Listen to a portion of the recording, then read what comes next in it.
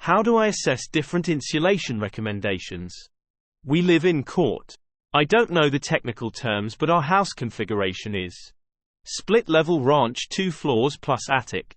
Gas furnace and gas water heater in the basement. Air handler in the attic. Air condenser thingy outside. Our attic is not used for anything. We have a few boxes like 5 and some empty suitcases. My understanding is that water air something goes from the furnace or air condenser to the air handler, which blows hot cold air to the rest of the house. We recently got solar panels.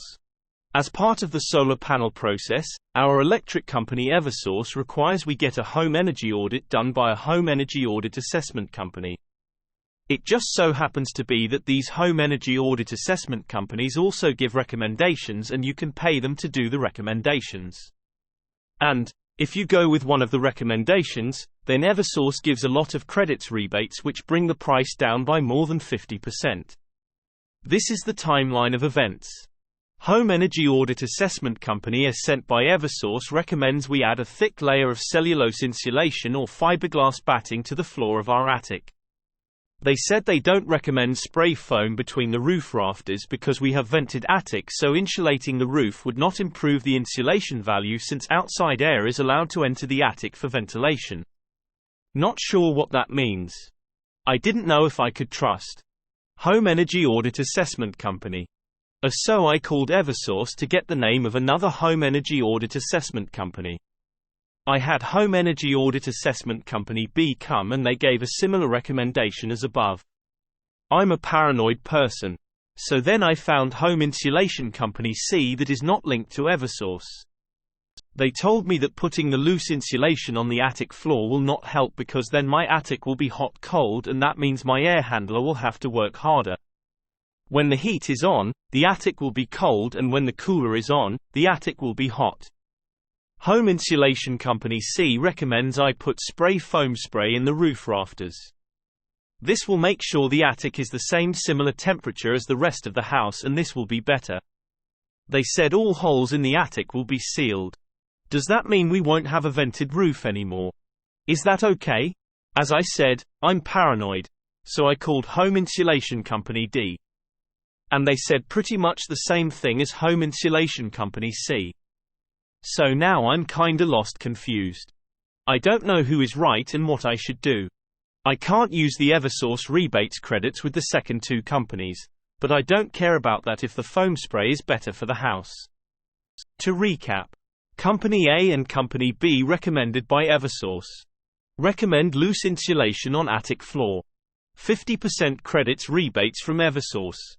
Company C and Company D. No relation to Eversource. Found independently. Recommend foam spray between roof rafters. No credits rebates from Eversource. Also, since a very small area of our attic is used for storage, if we put loose insulation on the floor of the attic, we would not put insulation in a 5x5 area and would put some kind of hardboard insulation down there. The R value of all options is the same similar. Eversource is our electricity company. They do have incentive to lower our demand, but they also have incentive to sell more electricity to make more dollar. The house is 40 years old but was updated recently. There is insulation under the floor of the attic, the area between the top floor and attic, but I don't think it's enough and we can't add more there. The ducts coming out of the air handler are insulated. The air handler itself is not.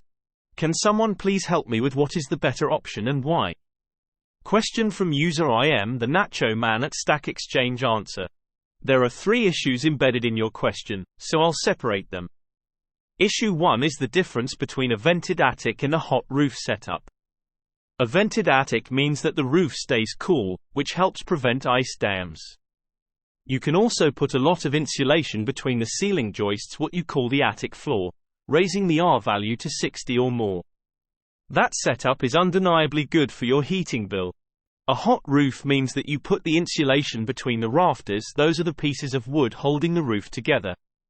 This increases the chance of ice dams, and is not as good for your heating bill as insulating the ceiling joists and venting the attic.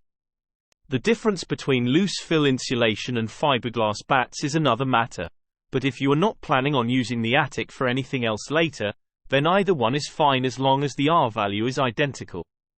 Other people will disagree on which one is better, but it's a matter of opinion. For the record, I prefer fiberglass.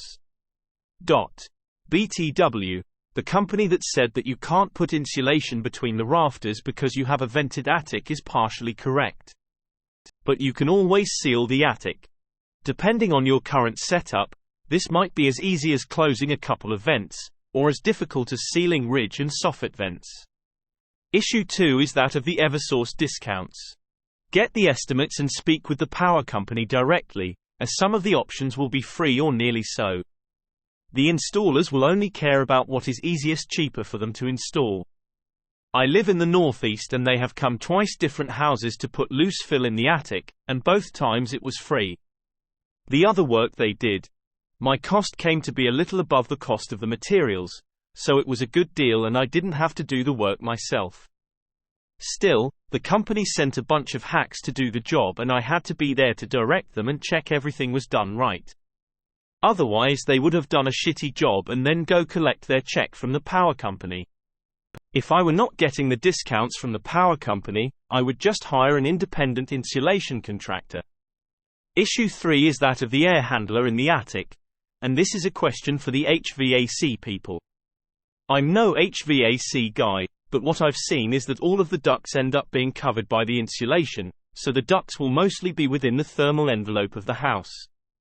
The air handler itself might stick out, but I would have to be convinced with data that the heat loss gain will be enough to offset the difference in heat loss between a vented attic and a hot roof. The question you need to ask is not, is the air handler better in an unconditioned attic or better within the thermal envelope?